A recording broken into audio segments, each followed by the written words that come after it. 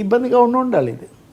Yeah sir, ఏంటి పిఠాపురం పంచాయతీ ఎలక్షన్ల ముందు దగ్గర నుంచి స్టిల్ నౌ ఎప్పుడు ఏం రగులుతుందో అర్థం కాని పరిస్థితి. అది కావాలని ఏమైనా చిచ్చు రేపుతున్నారా, లేకపోతే ఇబ్బందికర పరిస్థితుల ఎప్పుడు రెగ్యులర్గా ఉండేవేనా ఇవి ఓ రెండు పార్టీలు ఉన్నప్పుడు? పిఠాపురం అన్నది తప్పకుండా అది ఒడిదుడుకులతోనే ఉంటుంది. అది ఎన్నికల్లో కనిపించింది, ఇతరత్ర కూడా కనిపించింది. పవన్ కళ్యాణ్ నిన్న కూడా ఏదో అన్నారు, నా నియోజకవర్గానికే మీరు ఇలా చేస్తారా, ఈ పద్ధతులు ఏదో మాట్లాడుతూ ఉన్నారు. సో అది ఐ ఆఫ్ ది స్టామ్ అంటారు చూడండి, ఒక విధంగా అది వివిఐపి కాన్స్టిట్యున్సీ అయిపోయింది. అంతకుముందున్న వాళ్ళకి ఇంతవరకు రీప్లేస్మెంట్ రిహాబిలిటేషన్ ఆ వర్మకేమీ జరగలేదు. మూడో విషయము, 2-3 సందర్భాల్లో కొన్నిసార్లు వీళ్ళు కొన్నిసార్లు వాళ్ళు కొంచెం శృతి మించి ఆ పార్టీలే జోక్యం చేసుకొని చక్కదిద్దాల్సిన పరిస్థితి వచ్చింది. ఇప్పుడేమో హల్లికల్లి సున్నకు సున్నాని ఇటు చంద్రబాబు బొమ్మ పెట్టలేదంట, అటు పవన్ కళ్యాణ్ బొమ్మ పెట్టలేదంట. కానీ గొడవ ఎక్కువ చేసింది పవన్ కళ్యాణ్ ఫ్యాన్స్. ఎందుకంటే పిఠాపురం ఆయనది కదా, ఆయన పక్క ఆయన నియోజకవర్గం, ఆయన పీఠం అనేది పవన్ పీఠం. అది పిఠాపురం అంటే పవన్ పీఠాపురం అది, కాబట్టి ఆయన పీఠం అక్కడి నుంచి మొదలవుతుంది. ఇది తప్పకుండా ఒక ఇదేనండి. ఇంకోటి ఏమో దీంట్లో కనిపించని సామాజికమైన ఉద్రిక్తతలు, సోషల్ టెన్షన్స్ కూడా దీంట్లో ఉన్నాయి.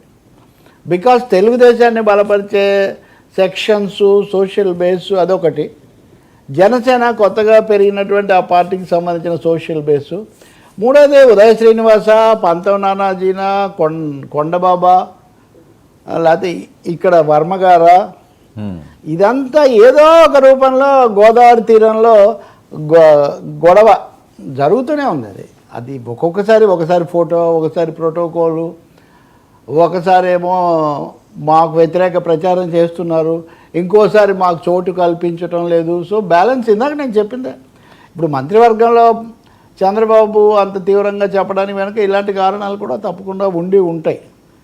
మొన్న పవన్ కళ్యాణ్ ఒక మాట అన్నారు కదా, నన్ను పిఠాపురంకే పరిమితం చేస్తుంటారు అని కూడా ఒక మాట అన్నాడు. అంటే ఆయన నేను రాకపోయినా ఇది నడుస్తూ ఉండాలి, రాష్ట్రాన్ని చూసుకోవాలనేది ఆయన కాన్సెప్ట్. పవన్ కళ్యాణ్ లేకపోతే కనీసం నాగబాబు ఉండకపోతే పేచీలు తప్పవు అన్నది అక్కడ తెలుగుదేశం వాళ్ళు ఇస్తున్న మెసేజ్. పైగా కింద వాళ్ళ ఇది ఒక విధంగా ఉంటుంది. ఇప్పుడు నిన్న మనం అది కూడా చూసాం కదా, రేవ్ పార్టీ లాంటి ఒక ఇబ్బందికరమైన పరిస్థితి కూడా ఉంది. సో స్థానికంగా ఈ రెండు పార్టీల మధ్యలో మటుకు ఒద్దిగా కుదరడం లేదు. ఓకే, కీలకంగా అది. ఇంకా అధికార యంత్రాంగం మీద కూడా ఈ కూటమికి చాలా తీవ్ర సందేహాలు ఉన్నాయి. అధికారులను విశ్వసించడం లేదు. వీళ్ళు ఇప్పటికీ జగన్తో ఉన్నారు, లేదా వీళ్ళు ఇప్పటికీ వైసీపీకి సానుభూతిగా ఉన్నారు అనే ఒక సందేహము, అనుమానం, పెనుభూతం పెద్ద రోగం అంటారు. సో అధికార యంత్రాంగం మీద ఒక పెద్ద సందేహం వీళ్ళకి బలంగా ఉంది. అది కూడా ప్రతి చోట చిన్న ఘటన కూడా తీవ్రమైన దానిగా దారితీస్తుంది. అదృష్టవశాత్తు 2 ఫోటోలు లేవు. అవును, ఒకే ఫోటో కనుక లేకపోతే తర్వాత తీసుకొచ్చి మళ్ళీ పవన్ కళ్యాణ్ గారి ఫోటో పెట్టించారట.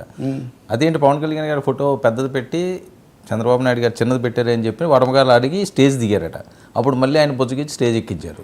ఇంకా అదే కదా, అక్కడ అది పీఠమేమో ఆయనది, అసలు అసలు మూల పీఠమేమో చంద్రబాబుది. అక్కడికి వచ్చేసరికి వీళ్ళకి ఇదివరకు వర్మ, ఆయనకు సంబంధించిన అనుయాయులు బలంగా ఉన్నారు.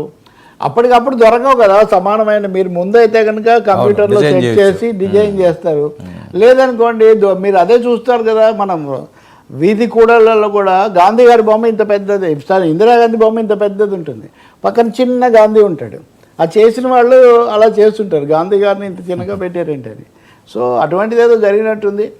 ఎప్పుడైతే ఇద్దరు బొమ్మలు అన్నారో చంద్రబాబు గారు, ముఖ్యమంత్రి ఉప ముఖ్యమంత్రి, దానికి ఆయన ఇవన్నీ ఊహించే చెప్పాడు.